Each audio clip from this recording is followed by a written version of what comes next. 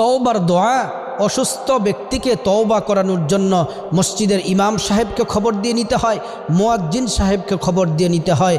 যদি মা অসুস্থ থাকে, বাবা অসুস্থ থাকে, ভাই বোন যদি অসুস্থ থাকে, তওবা পড়ানোর জন্যে, ইস্তিগফার করানোর জন্যে। আজকে আপনাদের সামনে এমন একটি ছোট্ট দোয়ার কথা বলবো, এটা হচ্ছে তওবার শ্রেষ্ঠ দোয়া। এই দোয়াটি যদি পড়তে পারেন, আল্লাহ তাআলা জীবন যৌবনের সমস্ত গুনাহগুলো আল্লাহ তাআলা মাফ করে দিবেন। তওবার শ্রেষ্ঠ দোয়াটি হলো রব্বিগফিরলি ওয়া তুব আলাইয়া ইন্নাকা আনতাত তাওয়াবুল গফুর। এই দোয়াটি যদি পড়েন, আল্লাহ তাআলা জীবনের সমস্ত গুনাহগুলো মাফ করে দিবেন। অসুস্থ যেই থাকুক, আপনার মা বাবা ভাই বোন যে অসুস্থ থাকে, বারবার এটাকে পড়তে বলবেন। যদি পড়ে ইয়াকিনের সাথে, ইখলাসের সাথে যদি পড়তে পারে, আল্লাহর কাছে যদি চোখের পানি ফালাইয়া যদি আল্লাহর কাছে যদি কান্নাকাটি করতে পারে, আল্লাহ তাআলা জীবনের সমস্ত